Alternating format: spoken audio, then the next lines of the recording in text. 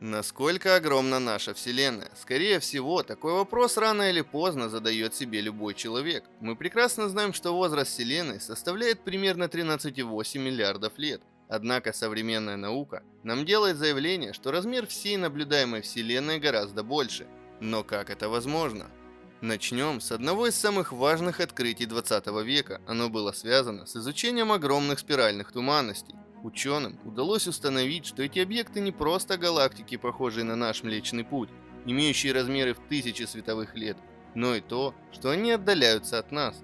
Что еще более интересно, так это то, что чем дальше от нас галактики, тем в среднем они быстрее удаляются. И спустя несколько лет учеными был открыт механизм и закон, который управлял этим явлением. Поэтому законом сложности не возникало. Вы измеряете скорость движения галактики, исходя из спектрального сдвига, и перекидываете расстояние до нее при помощи различных методов. В итоге хоть у вас и останутся погрешности, но вы получите данные об удалении галактик и об их скорости убегания. А взаимосвязь между двумя этими параметрами уже известна как закон Хаббла, и он определяет, как удаленные галактики двигаются относительно нас. Но гораздо мощным был механизм того, как это вообще может происходить. Очень хочется предположить, что причина наблюдаемого явления – это то, что более удаленные объекты удаляются быстрее и находятся в некоем взрыве, который случился в прошлом. Но если бы это было так, то галактики, получившие меньше начальной энергии взрыва, были бы ближе друг к другу и разлетались бы друг от друга медленнее, а галактики, удаленные от нас, получили бы больше энергии, чтобы разлетаться с такой же большой скоростью. Если бы это было так, то мы бы находились очень близко от центра взрыва, и плотность галактик рядом с нами была бы гораздо выше, чем дальше от нас. В этом случае пространство было бы статичным, наподобие фиксированной трехмерной решетки. Кроме того, возможно, что вместо того, чтобы начать с взрыва во Вселенной, где пространство было статичным, Вселенная могла бы подчиниться другому, более мощному решению общей теории относительности. Она могла расширяться. Вместо того, чтобы исходить из какого-то катастрофического взрыва в статичной Вселенной, сама ткань пространства могла со временем расширяться, что прямо пропорционально общему количеству энергии, содержащейся в ней. В этом случае количество галактик должно быть в среднем одинаковым, в одинаковых объемах пространства, а скорость расширения была бы предсказуема от расстояния. Вселенная должна была бы быть более горячей в прошлом, и скопление галактик должно было сформировать паутинообразную структуру, в которой все регионы космоса выглядят примерно одинаково на очень больших масштабах. В случае первого варианта, со взрывом и статическим пространством, и в случае конечного возраста Вселенной, мы бы могли заглядывать вдаль на расстояние, определяемое этим возрастом.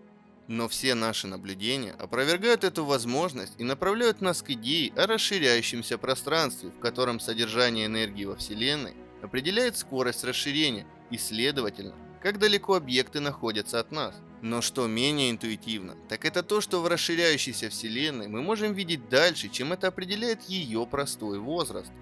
Посмотрите на диаграмму слева, в которой несколько скоплений галактик удаляются друг от друга из-за расширения Вселенной. Представьте, что мы находимся в центральном скоплении и наблюдаем это скопление в левом нижнем углу. Когда свет покидает скопление в левом нижнем углу, это скопление находится в 87 миллионов световых лет от нас. Свет начинает свой путь по направлению к нам, но Вселенная расширяется, то есть пространство между этим скоплением и нами увеличивается, как выпекающийся кусок теста для будущего хлеба. Свет продолжает идти к нам, но с увеличением расстояния ему приходится пройти более 87 миллионов световых лет, чтобы достичь нас. Но когда свет доходит до места назначения справа, это скопление уже находится в 173 миллионов световых лет от нас. Поэтому напрашивается логичный вопрос, какое расстояние на самом деле прошел свет. Ответ – больше 87 миллионов световых лет, но меньше 173 миллионов световых лет. Поэтому давайте применим этот принцип ко всей нашей Вселенной и вернемся к Большому взрыву. 13,8 миллиардов лет назад Вселенная была нереально горячей и плотной и была наполнена огромным разнообразием источников энергии, излучением, материей и присущей пространству энергии. Если бы была расширяющаяся Вселенная, которая была наполнена исключительно одним из этих видов энергии, и вы бы спросили, насколько отдаленными будут объекты, где испускаемый свет с того времени только доходил до нас, то вы бы получили сразу три разных ответа. Но почему? Поскольку плотность энергии в каждой точке истории определяет историю расширения Вселенной, а излучение материи и энергия, присущие самому пространству, развиваются по-разному друг от друга. Итак, вот чистый результат для Вселенной с возрастом 13,8 миллиардов лет. Если бы Вселенная была наполнена лишь излучением, объект, чей свет только сейчас дошел бы до нас после путешествия длительностью в 13,8 миллиардов световых лет, находился бы на расстоянии 27,6 миллиардов световых лет от нас. Если бы Вселенная была наполнена лишь материей, объект, чей свет только сейчас дошел бы до нас после путешествия длительностью в 13,8 миллиардов световых лет, находился бы на расстоянии более 41 миллиарда световых лет от нас. А если бы Вселенная была наполнена лишь темной энергией, то никакой свет до нас вообще бы не дошел, поскольку расширение было бы показательным, и по прошествии такого времени мы бы просто ничего не увидели. Но ни один из этих примеров не соответствует реальной Вселенной, в которой все энергии попросту перемешаны, и эта смесь меняется со временем. На ранних стадиях Вселенной в первые несколько тысяч лет доминировало излучение, преимущественно в виде фотонов. Потом случился фазовый переход, и материя, причем нормальная и темная, стала преобладающим компонентом на многие миллиарды лет. И совсем недавно, уже после формирования Солнечной системы Земли, темная энергия стала доминантной, поскольку темная энергия не была и не будет единственным источником энергии во Вселенной, потому что мы никогда не окажемся в ситуации, в которой свет до нас не дойдет. Но ее достаточно, чтобы раздвинуть границы Вселенной дальше, чем в варианте только с одной материей, до 46 миллиардов световых лет. Это контринтуитивно, но нужно помнить, что 13,8 миллиардов лет назад вся наблюдаемая Вселенная была меньше, чем наша сегодняшняя Солнечная система. Расширение Вселенной началось очень быстро и со временем замедлялось. Оно и сейчас продолжает замедляться, но оно стремится не к нулю, а к конечной, хотя и большой величине. Это означает, что свет от очень удаленного объекта, унесенным расширением Вселенной больше, чем на 40 миллиардов световых лет от нас, может дойти до нас сегодня, совершив по Вселенной путешествие, сравнимое со всей историей ее существования. И когда он до нас дойдет, мы увидим свет, испущенный в то время, когда Вселенная была чрезвычайно молода. Разница лишь в спектральном красном смещении, которое позволяет нам определить возраст и удаленность этого объекта. Вот почему во Вселенной с возрастом в 13,8 миллиардов лет наиболее удаленный из видимых объектов находится на расстоянии более чем в 46 миллиардов световых лет от нас.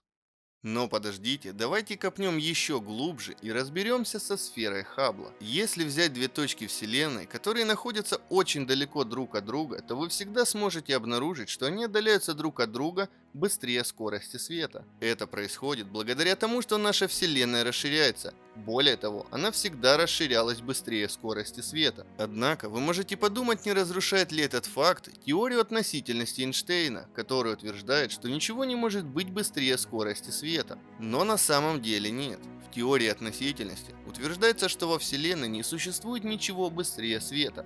Однако здесь речь идет о расширении самой Вселенной. Именно Хаббл в конце 20-х годов, наблюдая за ночным небом, дал нам понять, что Вселенная расширяется. Чем дальше он смотрел в космос, тем быстрее объекты отдалялись от него. Давайте представим так называемую сферу Хаббла. Расстояние до ее границы более 46 миллиардов световых лет. Все, что находится за пределами этой сферы, отдаляется от нас выше скорости света.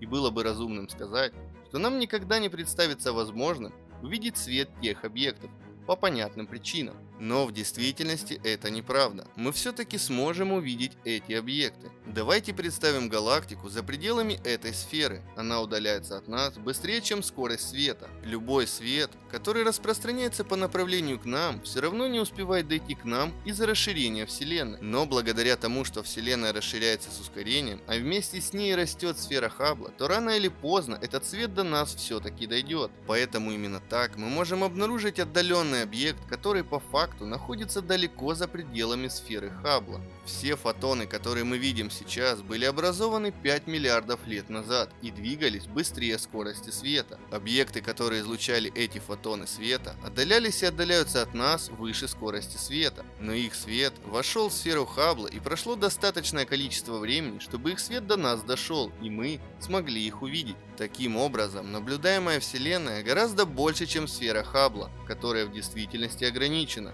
Такое ограничение мы называем горизонтом частиц. И все это основано на времени света. который двигается по направлению к нам, взяв свое начало еще 13,8 миллиардов лет назад.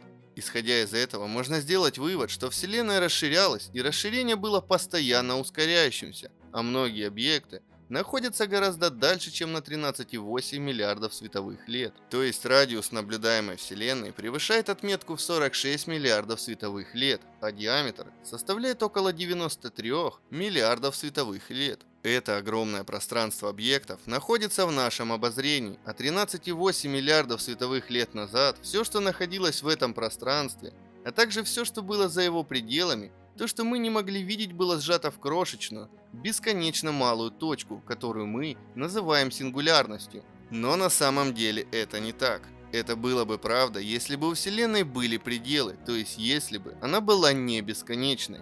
Но в условии, если Вселенная бесконечна, а это, пожалуй, так и есть, то можно сделать вывод, что она всегда была бесконечной. Таким образом, Большой взрыв был буквально повсюду. А если Вселенная всегда была бесконечной, то куда она расширяется? Все очень просто. Ей не нужно расширяться куда-либо или во что-либо. То есть она расширяется в саму себя. Это и есть бесконечность. И это никогда не закончится. Поэтому на этой сложнейшей ноте давай закончим наше видео. И если тебе оно понравилось, обязательно поставь лайк. Спасибо за просмотр. Пока.